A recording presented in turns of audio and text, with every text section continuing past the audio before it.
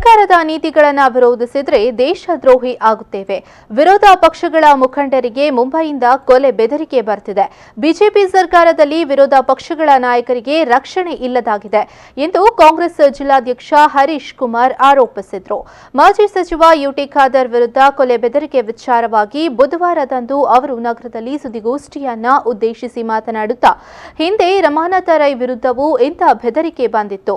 ಬೆದರಿಕೆ ಹಾಕಿದವರ ವಿರುದ್ಧ suo motu case ದಾಖಲಿಸಬೇಕು, ಇಲ್ಲದಿದ್ದರೆ ಕಮಿಷನರ್ ಕಚೇರಿ ಮುಂದೆ ಕಾಂಗ್ರೆಸ್ ಪ್ರತಿಭಟನೆ ನಡೆಸಲಿದೆ ಎಂದು ಅವರು ಹೇಳಿದರು.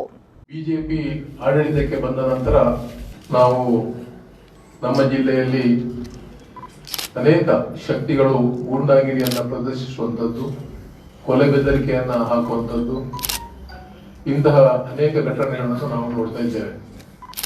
ನಿನ್ನೆ ತಾನೇ ಮೊನ್ನೆ ರಾಜನಾಥ್ ಸಿಂಗ್ ಕೇಂದ್ರದ ಗೃಹ ಸಚಿವರು ಬಂದಂತಹ ಸಂದರ್ಭ, ಕೆಲವು ಯುವಕರು ಯುಟಿ ಖಾದರ್ ಅವರ ಬಗ್ಗೆ ಮಾತಾಡಿದ್ದನ್ನು ತಾವೆಲ್ಲ ಗಮನಿಸಿರ್ಬೋದು. ಒಂದು ರೀತಿಯಲ್ಲಿ ಕೈ ಕಡಿತೇವೆ, ಕಾಲು ಕಡಿತೇವೆ, ತಲೆ ಕಡಿತೇವೆ ಮತ್ತು ಅವಾಚ್ಯ ಶಬ್ದಗಳಿಂದ ಯುಟಿ ಖಾದರ್ ಅನ್ನು ಬೈದು ಕೇಕೆ ಹಾಕುವುದನ್ನ ನಾವು ವಿಡಿಯೋ ಕ್ಲಿಪ್ಪಿಂಗ್ ಅಲ್ಲಿ ನೋಡಿದ್ದೇವೆ. ಇದು ಬಹಳಷ್ಟು ನಮಗೆ ಬೇಸರವನ್ನ ತಂದಿದೆ. ಓರ್ವ ನಮ್ಮ ಪಕ್ಷದ ಅಲ್ಪಸಂಖ್ಯಾತರಾಗಿದ್ದರೂ ಸಮಾಜದಲ್ಲಿ ಸಾಮರಸ್ಯ ಮೂಡಿಸುವಲ್ಲಿ, ಸಮಾಜದಲ್ಲಿ ಎಲ್ಲ ಜನಾಂಗದವರನ್ನ ಒಂದೇ ರೀತಿಯಲ್ಲಿ ನೋಡಿಕೊಂಡು ಬಹಳಷ್ಟು ಎಲ್ಲ ಜನಾಂಗದಿಂದ ಪ್ರೀತಿಸಲ್ಪಡುವಂತ ಒಬ್ಬ ನಮ್ಮ ಮುಖಂಡ ಸನ್ಮಾನ್ಯ ಯುಟಿ ಖಾದರ್ ಅವರು. ಅವರ ಬಗ್ಗೆ ನಾನು ಹೆಚ್ಚಾಗಿ ಹೇಳಬೇಕಾಗಿಲ್ಲ, ತಮಗೆಲ್ಲ ಗೊತ್ತಿದೆ.